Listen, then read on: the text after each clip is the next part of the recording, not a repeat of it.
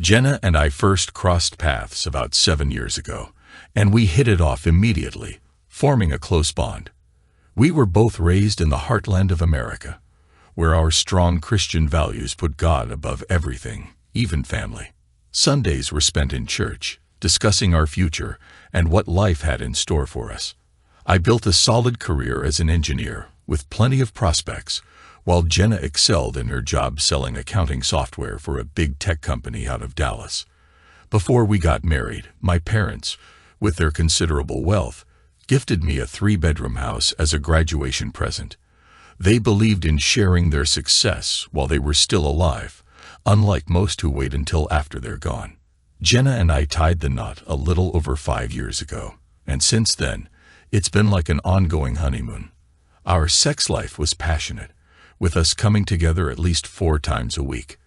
Our friends joked about how we seemed like soulmates, and some of them were downright envious of how close we were. The joy in our lives doubled when we were blessed with twin girls. Raising them became our top priority, creating a loving and nurturing home. Sure, some might call our life boring. Most evenings, we stayed in, cooking at home. We saved Friday and Saturday nights for going out, and Sundays were always reserved for church. We weren't much for socializing or chasing fashion trends, and Jenna's wardrobe was pretty conservative, both at work and at home. Intimacy was something we kept private, never showing too much affection outside the bedroom. Our marriage was built on a foundation of trust and openness, which kept it strong. Jenna was naturally affectionate, always showing her love through gentle touches, kisses and hugs. I loved that about her. We shared everything with each other, and while raising twins came with its difficulties, I cherished every single moment. Sure, they stressed Jenna out at times, but I was always there to help her through it. We communicated well, tackling problems as they arose, and life with Jenna and the girls was going great. Then, a week before her company's annual exhibition, Jenna got word that she had to attend because some of her coworkers had caught a virus. She tried to get out of it, but there wasn't much she could do. She apologized, telling me she was sorry to leave us for 3 days and that she tried everything to avoid going by talking to her boss. She hated being away from us, she said. I reassured her, saying we'd manage just fine for a few days, but that we'd definitely miss her. I helped her pack, and we left together for the limo her company had arranged to take her to the airport. Our marriage was rock solid, full of trust and honesty. Jenna had never given me any reason to doubt her love or faithfulness. We were always open with each other, working together, especially when it came to raising our kids. On the second night she was gone, I got a message from Mike, a colleague and buddy of mine who was at a cybersecurity event in Dallas. He mentioned he had seen Jenna at the exhibition and asked if I was attending the same conference. I confirmed she was in Dallas but wasn't sure of the exhibition's name. His message left me curious about what he was trying to say. Then, he sent 2 photos and a short video. I froze, a sense of dread washing over me. The first picture showed my wife in a dress I had never seen before, the shortest one I could imagine her wearing. It had a deep neckline, showing off more than I was used to, and she was wearing heels I didn't recognize. Her hair and makeup were flawless. She looked stunning, honestly. At first, I laughed, thinking, I wish Jenna would dress like that once in a while, but the amusement quickly faded.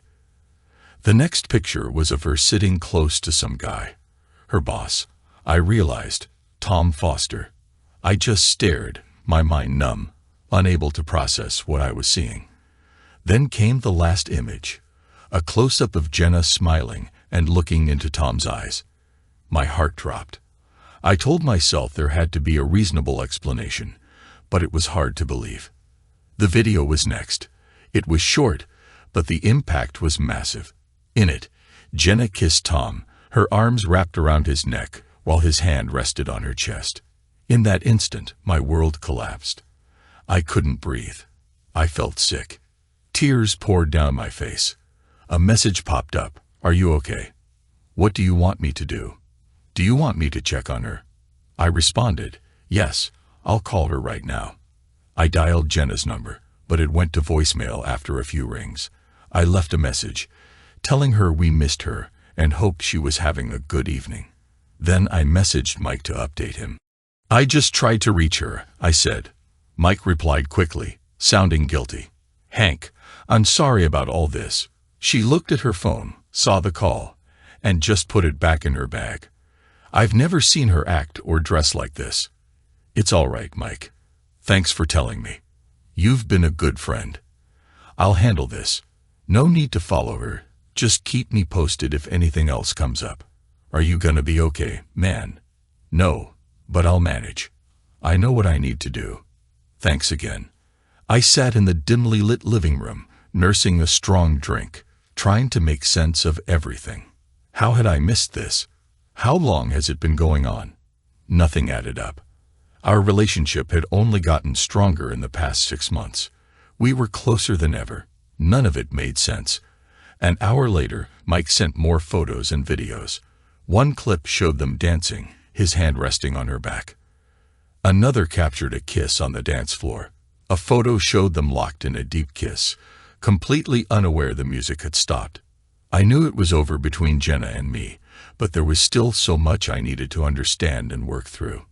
Using my problem-solving skills from years as an engineer, I spent the next few days carefully plotting my next move. Then, Jenna surprised me with a call around 10 p.m., right after I'd received the last of those gut-wrenching photos. I took a deep breath, determined to keep my emotions in check and not let on that I knew anything about what had been going on. "Hey, sorry I missed your call earlier," she said, her voice soft and sweet. "I was at a dinner meeting and couldn't talk. I miss you so much, babe. I wish I could be there with you, cuddling under the covers, showering you with kisses. I miss you too, Jenna. I love you so much, and I appreciate you calling. The girls are doing great, by the way. I'll send you some photos. They miss you like crazy and can't wait for you to come home. I tried to get out of here tomorrow, but my boss insisted I stay. I hate being away from you guys, but we'll celebrate when I'm back." "You finished for the day?" I asked, trying to sound casual. "Yeah, I'm about to go to bed. It's been a long day. Love you, babe. I'll call you tomorrow. Good night. I love you more than words can say, Jenna. Good night." After I hung up, the tears came again. Everything I'd said was true. I did love her more than anything in this world. A part of me still hoped this was all just a horrible nightmare. But as the hours ticked past midnight, I couldn't sleep. My mind kept racing. Was she really in her hotel room? What was she doing right now? That question was answered when another message from Mike lit up my phone. It was another photo, this time of Jenna and Tom sitting on a couch in the hotel lobby. They were kissing, his hand sliding up under her skirt, while her arms draped around his neck. They looked like a couple in love, shamelessly showing affection in public. And one last thing, buddy, Mike's message read, "I'm done for the night, but it looks like she's busy. Let me know if you want me to stop. I can put an end to this." I stared at my phone, trying to keep my emotions in check. "It's tough to see, but thanks for the photos. You don't need to follow her anymore. Let her go. It's her mistake, not yours. I appreciate everything you've done. I'm so sorry, man. I'm here if you need me. Thanks. I'll take care of it." I cried myself to sleep that night, knowing that the woman I loved more than anything had betrayed me. Exhaustion eventually took over, and I found some brief comfort in remembering our wedding vows and the joy of raising our daughters. The next morning, Jenna sent me a flurry of affectionate messages, filled with hearts, kisses, and emojis. She told me how much she missed me and the girls, even hinting at a passionate night together when she got home. When she finally returned, she was nothing but sweetness, acting like nothing had happened. I started to wonder if maybe she had some kind of dissociative disorder or was unknowingly medicated. I searched for any kind of explanation, but deep down, I knew I had to face reality and prepare for her return. Our conversation seemed normal, with Jenna telling me how much she longed to be back with us. What hurt the most, though, wasn't just the affair itself, but the lies she told to cover it up. That deceit felt just as devastating as watching her kiss Tom in those photos. After learning of Jenna's betrayal through Mike's messages, I decided to take action. Using my tech skills, I discreetly installed tracking software on her phone, which I'd initially gotten to keep track of lost devices.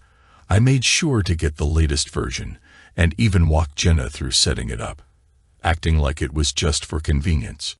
The software had a voice recording feature too, which could capture calls, texts, and emails, automatically uploading everything to the cloud. Let me be clear, I never intended to spy on her before this, but after what I'd seen, my trust was shattered, and I felt like I had no choice.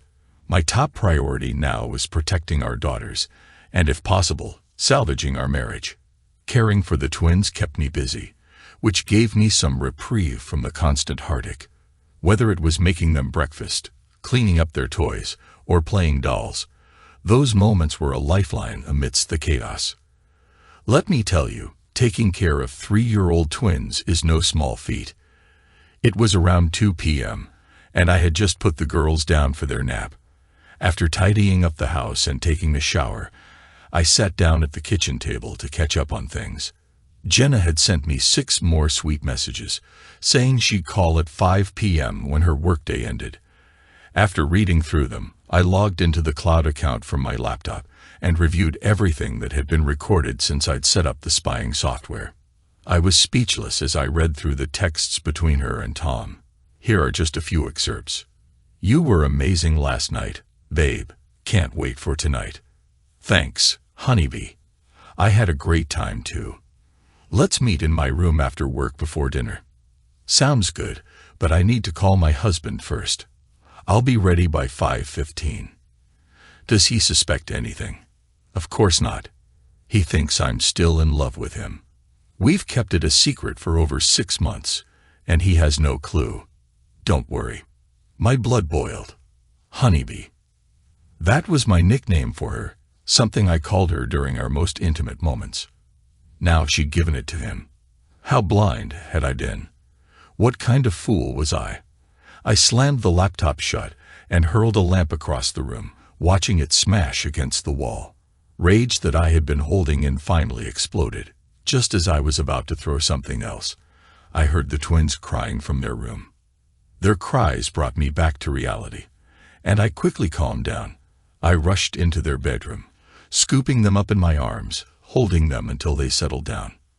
After cleaning up the broken glass from my outburst, I let the girls play in the living room while I poured myself another strong drink, trying to process everything that had happened. In my mind, our marriage was beyond repair, and it was time to act. I didn't have the emotional energy to listen to more of their conversations or go through any more files, so I let them pile up in the cloud. My plan was to keep up appearances with Jenna, pretending to be the loving husband she thought I was, while quietly figuring out my next steps. I needed to contact a divorce lawyer, hire a private investigator, and ensure I could get custody of the girls. Their well-being was the only thing that truly mattered to me. "Hey, sweetheart." Jenna's voice came through the phone. "How are the girls doing?" "They're missing their mommy," I replied, keeping my voice steady.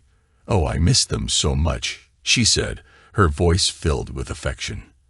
"And of course, I miss you too. I can't wait to wrap my arms around you when I get back. I'm going to give you the biggest kiss you've ever had." I played along, just like I'd planned. "I think of you constantly, darling. I can't wait to hold my loving, beautiful wife again. Soon, my love," she purred. "We'll be together soon." I somehow kept it together, and our call lasted exactly 15 minutes. At 5:15, she ended the conversation with, "I love you, Hank. I've got to catch the bus back to the hotel, but I'll message you later." "I love you too, sweetheart," I responded, knowing full well it was just another lie rolling effortlessly off her tongue. She had gotten good at this. As I hung up, the hurt from her deception was now turning into something darker: contempt, anger, and a need for revenge. I had loved her with every fiber of my being, and the betrayal cut deeper because of it. but I was determined to expose her lies and make her face the consequences. When Jenna returned from her trip, I greeted her at the airport. She embraced me, just as she had promised, and kissed me like nothing had changed.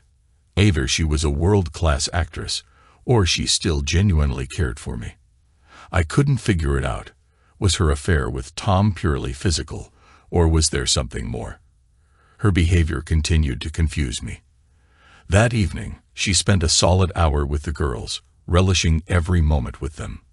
Later that night, she was particularly affectionate in bed, whispering how much she had missed me and the girls, saying how hard it was being away from us. She spoke of wanting nothing more than to be close, to hold me in bed. She was tender, loving, the complete opposite of the woman I'd seen in those photos at the exhibition. I returned her affection, playing the role of the doting husband, savoring every moment because, deep down, I knew it wouldn't last much longer. I hid the painful truth from her, continuing to shower her with love every night. To everyone else, our relationship looked perfect. People even invite us. But it was all just an act. For 3 long months, I watched closely for any signs of infidelity, but I saw nothing out of the ordinary. Jenna came home at her usual time. No unusual phone calls, no strange messages. A part of me even started to hope that maybe it was all a mistake and that things might somehow fix themselves. Then one day, I got a call from Carlos, the private investigator I had hired. We arranged to meet the next day at his office downtown. When I arrived, he greeted me and led me into a conference room. "Good afternoon, Hank. Good to see you again." "Likewise, Mr. Carlos," I replied, bracing myself for what was coming. "I wish I had better news," he said, his expression serious. "Unfortunately, I have some tough information to share. Are you ready to go over our findings?" I sighed and nodded, though I already knew deep down what he was going to say. Carlos placed a thick leather binder in front of me. It was divided into sections: text messages, voice transcripts, video calls, phone records, and photos. "Mr. Carlos, before we dive in," I said, rubbing my temples, "I'm confused. I've been monitoring her closely for the past 3 months, and nothing has seemed off. She's been the perfect wife. None of this makes sense." "Let me walk you through it," Carlos said calmly, "and we'll see if anything becomes clearer." I hadn't been able to bring myself to review the files in the cloud, clinging to the hope that somehow this would all work out. But that hope was shattered as Carlos flipped through the pages. There were over 75 pages of text messages, 25 pages of emails, and 75 pages of time-stamped photos showing Jenna and Tom going in and out of hotel rooms together. There were over 82 video calls and 50 pages of phone transcripts. Jenna and Tom have been meeting at a motel at least 4 times a week for the past 3 months. Carlos explained, his voice steady. They spend an average of 2 hours together each time. My stomach turned as I listened. And then Carlos showed me a photo of a second man. "For the past month, it seems she's also been seeing this man," he said. "Do you recognize him?" I stared at the photo, feeling the blood drain from my face. "Is that Charlie Gray? He's the CEO of her company. Are you telling me she's involved with 2 men? One of them being the CEO?" Carlos' expression softened. "I'm afraid so. Based on the evidence from the text messages, phone calls, and videos, it's clear she's been in a physical relationship with both of them." He paused before continuing. "There's a video labeled balcony.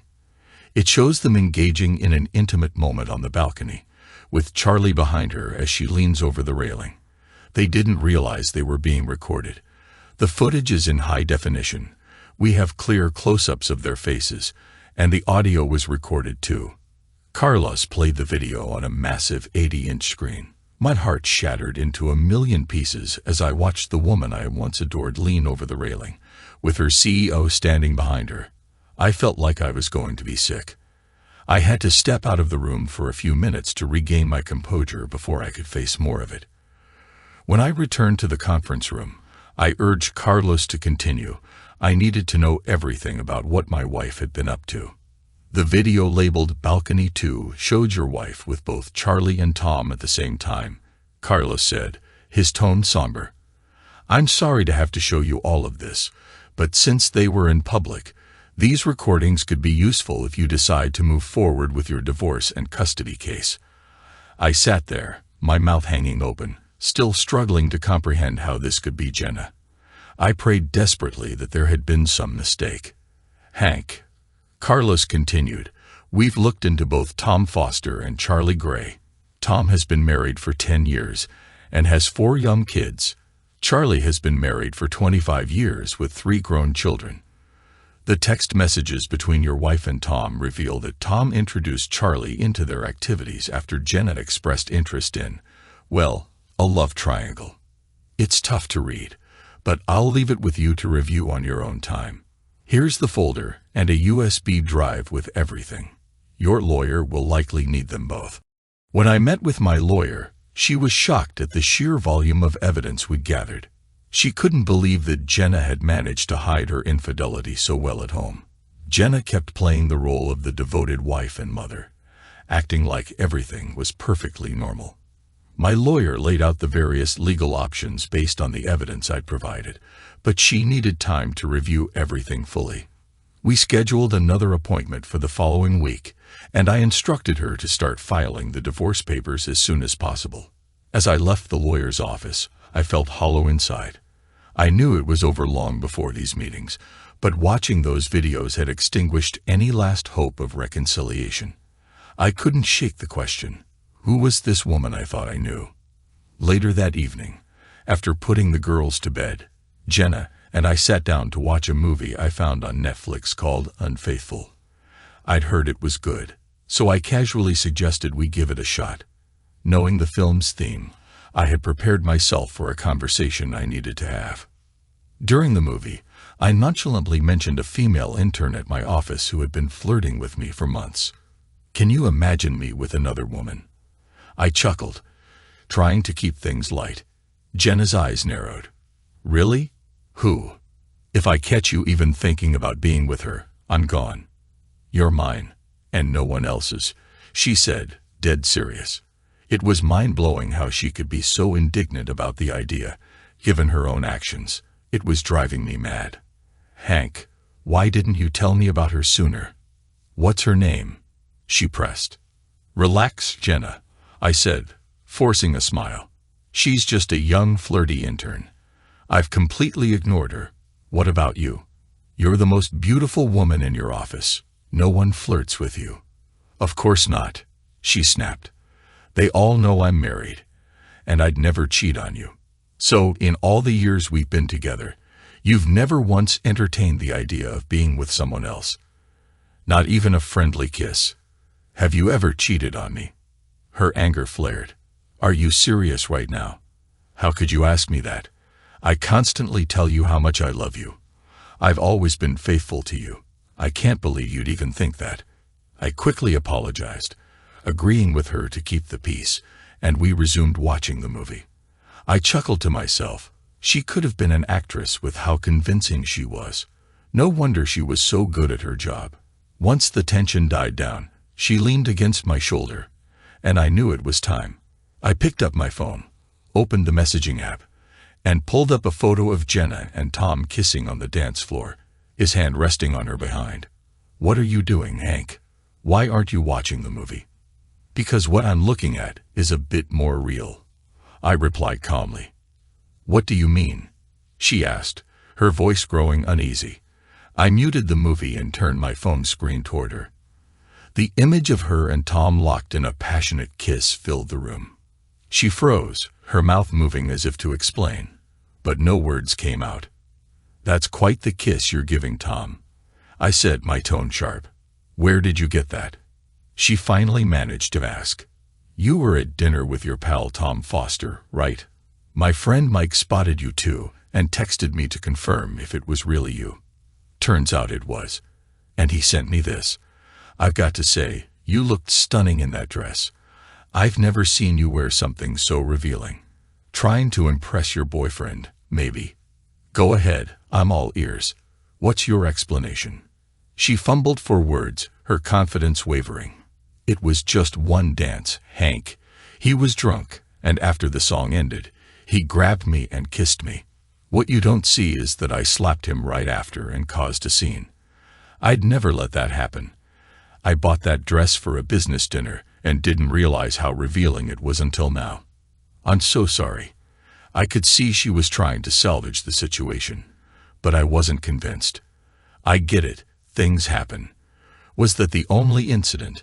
Yes, baby, and it won't happen again, she said, her voice shaky. I played along, letting her believe I was buying into her excuses. We resumed watching the movie, but I could tell Jenna was on edge. After a few minutes, I reached for my phone again, this time playing a video of her and Tom sitting on a couch, his hand sliding under her skirt. She shot me a panicked look. What are you watching now? Remember that night you called me, saying you'd had a long day and were heading to bed? Yes, she whispered. Well, Mike sent me another message about 2 hours after that. This time, it was a video. Want to see? I asked, hitting play. The video showed her and Tom kissing on the couch, his hands roaming where they shouldn't have been. I'm eager to hear a new explanation, I said, smiling. By now, my anger had turned into something colder, contempt and a strange sense of amusement at her desperation. Jenna's voice trembled. Hank, I'm so sorry. After we hung up, Tom called me to discuss a client issue we have for the next morning. He asked me to meet him in the lobby to go over some details. I had a few drinks and got a little tipsy. You know how I am when I've had too much. I know the video looks bad, but nothing else happened. I told him to stop, reminded him that I was married. And then I went to my room. I raised an eyebrow. That's part of the problem, honeybee, I said, watching her flinch at the nickname. I've always believed you, but in the last 20 minutes, you've lied to me twice. Can you understand how I feel? Here I am, sitting at home, and the woman I love is off kissing her boss in some bar, wearing the most revealing dress I've ever seen her in. How do you think I feel? Hank, I love you, she sobbed. That was 3 months ago. Why didn't you confront me earlier? Honestly, I said, staring her down. I wanted to see if you'd come clean on your own. I hoped you'd be as honest and transparent as we've always been with each other. But now I see where we stand. So tell me, are there any other lies? Do you have feelings for him? Are you thinking about leaving me? I was toying with her now, enjoying the way she squirmed under the weight of her own deceit. She started crying harder, swearing up and down that she loved me and only me. Jenna, please don't keep telling me how much you love me. I know you do, and I still love you, but that doesn't change the reality of these photos. I need answers. Are there any more lies? She took a deep breath, trying to calm herself. Hank, please believe me, nothing more than a kiss happened. I told him to stop every time. I don't know what Mike told you, but you have to trust me. I sighed, pretending to consider her words. All right, baby, I trust you. But here's what I don't get. Why did you dress like that for him? You've never worn something like that for me. Was it for him? And do you have feelings for him? Please, I need the truth. Her tears started up again. No, Hank, I only love you. I never want to lose you. I don't know why I dressed that way. Maybe it's because the other women were wearing similar outfits, and I wanted to fit in. I felt insecure. But nothing happened. I swear. I gave her a long look, my mind already set. I understand that, but why didn't you tell me about Tom and your interactions? If nothing happened, why hide it? I didn't want to upset you, she whispered. He's my boss, and I didn't want to risk my job. If anything had actually happened, I would have told you right away. You believe me, don't you? I comforted Jenna with a kiss, gently holding her as she cried. That moment marked the beginning of my month-long plan to get my revenge. That night, we made love, and I found myself detached, imagining her as if I were one of her lovers. I wasn't about to deny myself her body, nor would I caution her about anything unusual. She played her role perfectly, but at that point, I didn't care. She was more passionate than ever, trying to convince me that I was the only one in her heart. This routine continued for the next few weeks. Every night her performance was flawless, and I simply sat back and enjoyed the show. The next morning, I checked the cloud for any new messages with Tom. As expected, she didn't disappoint. Oh my God, someone took photos of us at the exhibition and sent them to Hank. His friend saw me at the restaurant without Hank. I'm not sure if he knows yet, but the video showed us kissing. Damn, now that you mention it, I remember a guy with a phone across from us. I didn't think much of it at the time. How did Hank react? Nothing. I convinced him it was no big deal. He has no idea I spent the night in your room. I told him it was just because I had a few drinks and made amends. He's always been easy to sway. A few kisses and some good sex, and he forgets everything. Be careful, babe. We'll meet tomorrow at 1 p.m. as usual. Can't wait.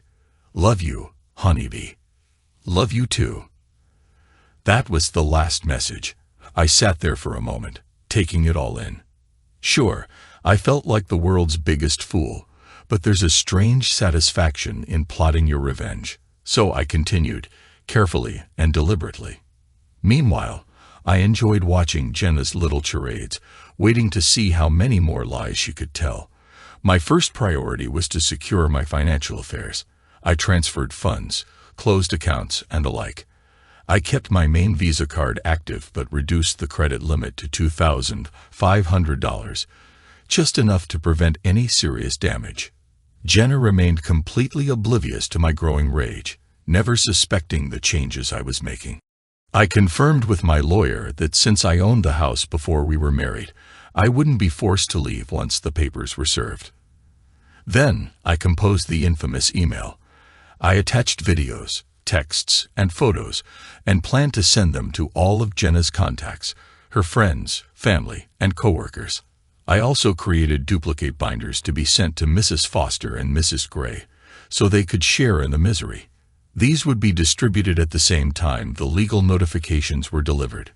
My lawyer was also preparing to file public civil lawsuits against both Tom, her boss, and Charlie, the CEO.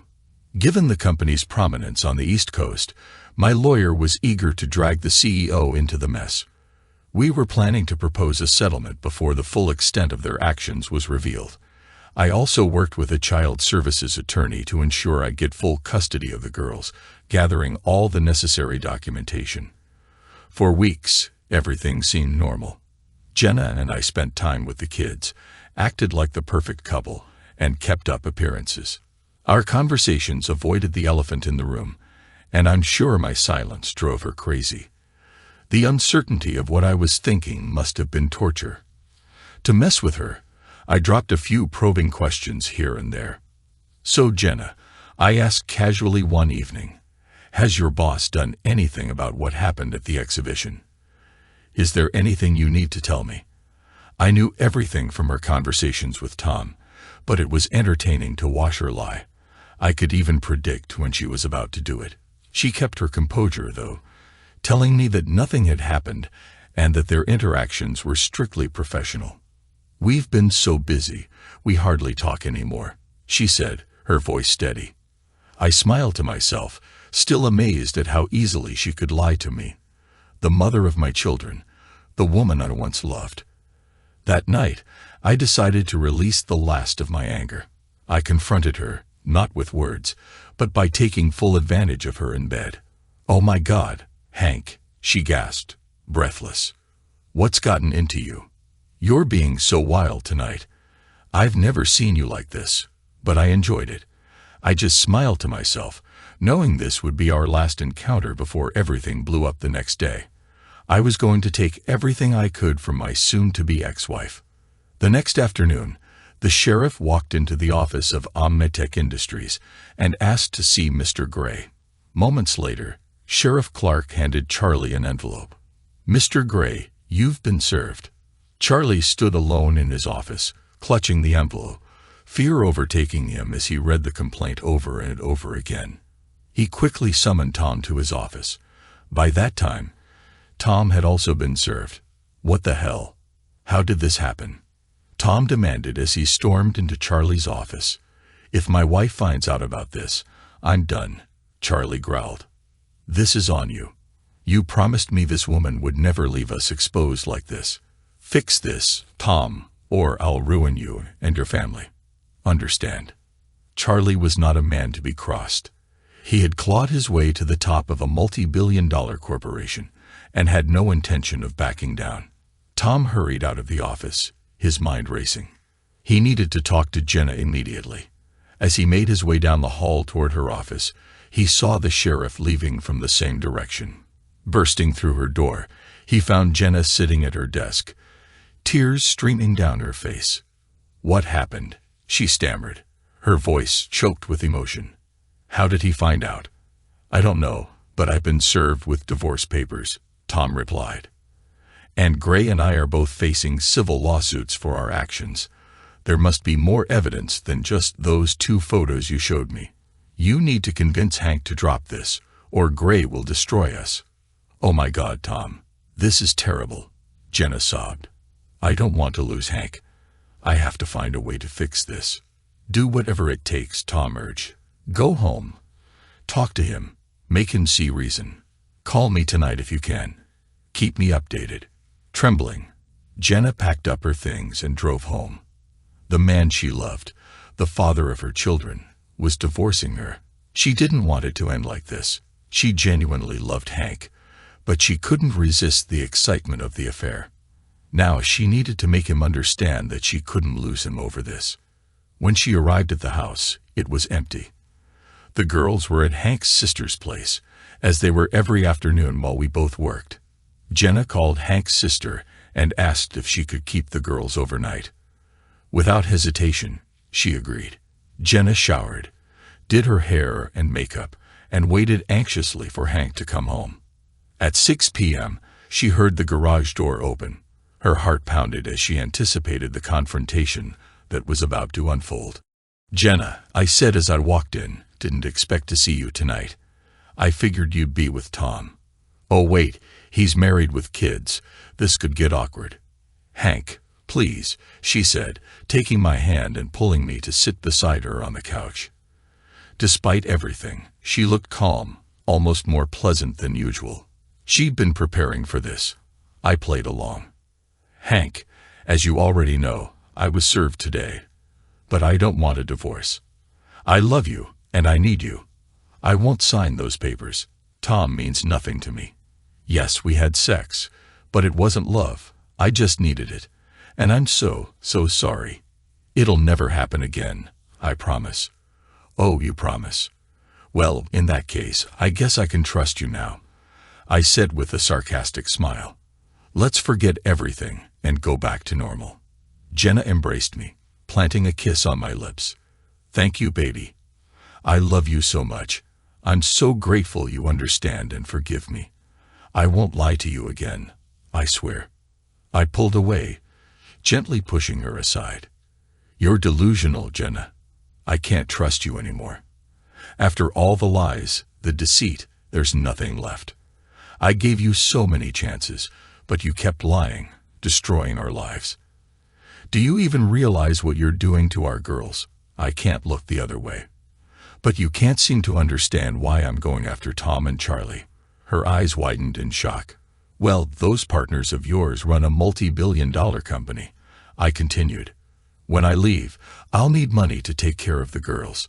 Since they're partly responsible for destroying our marriage and my life, I'll destroy them too. I'm going to ruin their families, hit them where it hurts the most, financially, and use them like they used you. Jenna had never seen me like this.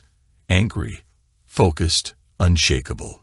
She realized she had lost all control, both over the situation and over me. Tears streamed down her cheeks as she knelt in front of me, clutching my legs and begging for forgiveness. A flicker of sympathy passed through me, but my anger was stronger. I gently lifted her up onto the sofa and spoke to her in a calm, almost patronizing tone. Here's the plan, Jenna. Pack your things and stay at your mom's for a few nights. Get yourself a lawyer. We'll arrange a meeting to talk things over. In the meantime, A little advice. Stay far away from Charlie and Tom. Things are about to get messy.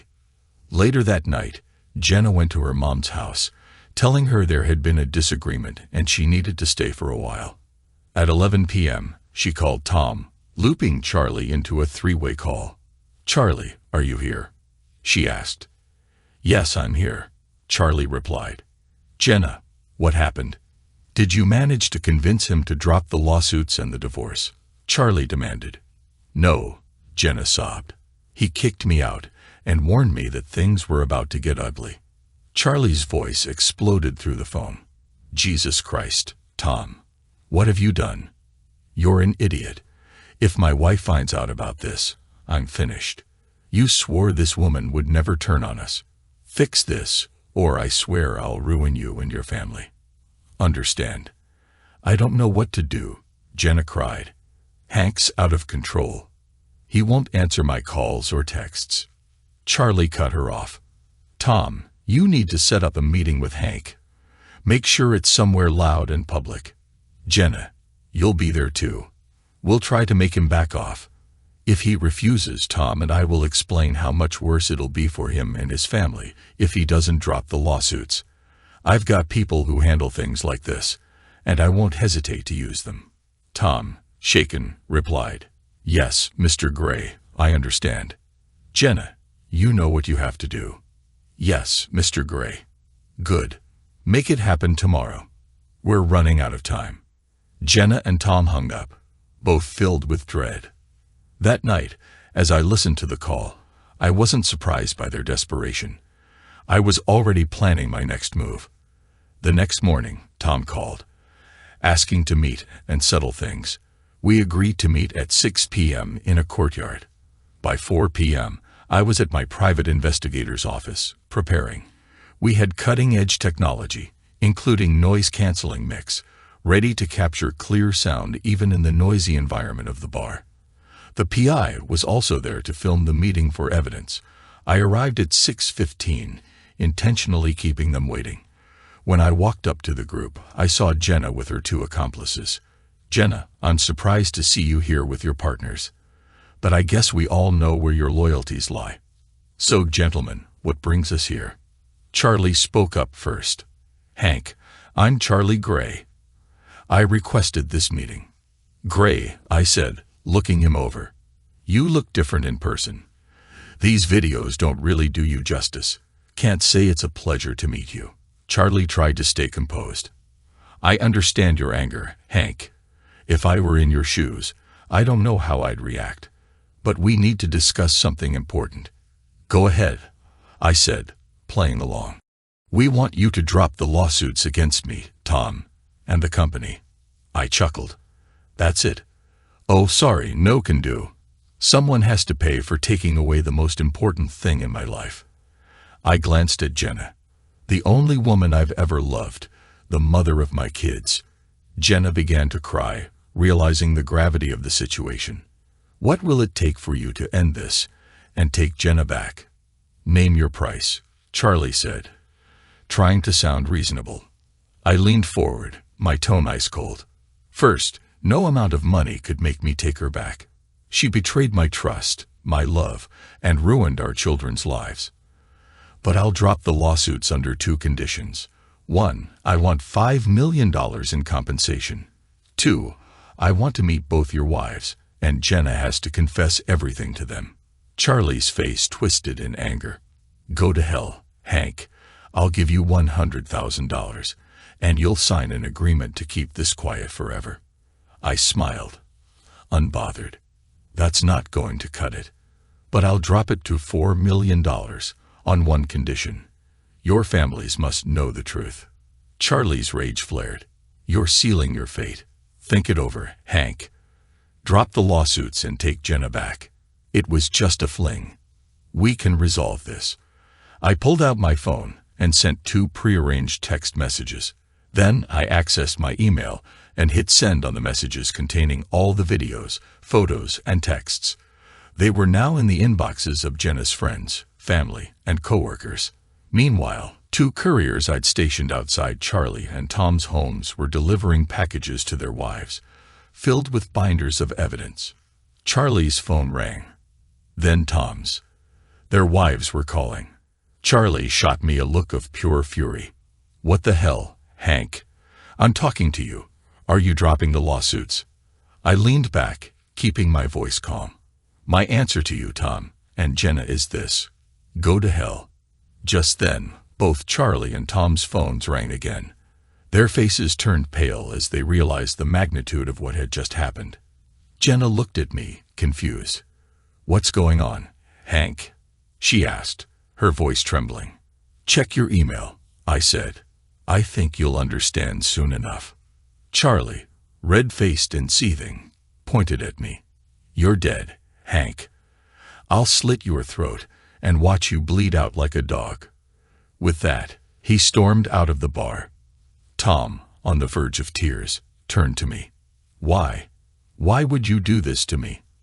I raised an eyebrow. "Seriously, you've been using my wife every day for months, ruining my marriage, and you're surprised someone would hit back. Everything I sent to your wife was for her, so she could know what kind of man you are. You destroyed countless lives, Tom." Just then, Jenna's phone began to ring. Her sister, her brother, her aunt, they were all calling, having seen the emails. Jenna's eyes filled with horror as she opened her inbox and saw what I had sent. Her jaw dropped as she looked at me in disbelief. "How could you do this to me?" she whispered. "You made it too easy, darling," I replied coolly. "I still love you, Jenna, but it's over. After I hand this recording to the authorities and social services, my lawyer's confident I'll get full custody of the girls. You'll be lucky to avoid jail time. I'm sorry, but you need to face the consequences." Omnitech settled the lawsuit by paying me $2 million. Charlie Gray was fired as CEO and left with nothing after breaching the morals clause in his contract. He lost more than $10 million in stock options and forfeited his severance package. He was also sentenced to 5 years in prison for conspiracy to commit murder. His wife divorced him while he was incarcerated, leaving him broke and homeless. Tom didn't fare much better. His wife divorced him, taking half of everything in alimony. He lost his job and was fined $1 million in a civil trial. He ended up working as a day laborer, bankrupt and destitute. As for Jenna, she received a 5-year prison sentence, though I helped get it reduced to 1 year of house arrest and 4 years of probation. She lost custody of the kids, and I now have full custody. She spiraled into depression and lives in her mother's basement, cut off from her family. She hasn't seen the girls since her self-destructive spiral began. While revenge brought some satisfaction, it hasn't healed all my wounds. I still have love for Jenna, but the betrayal lingers. Taking care of my daughters keeps me going, but it will be years before I can open my heart to love and trust again. It's amazing how a few small actions can destroy so many lives. Caution is advised.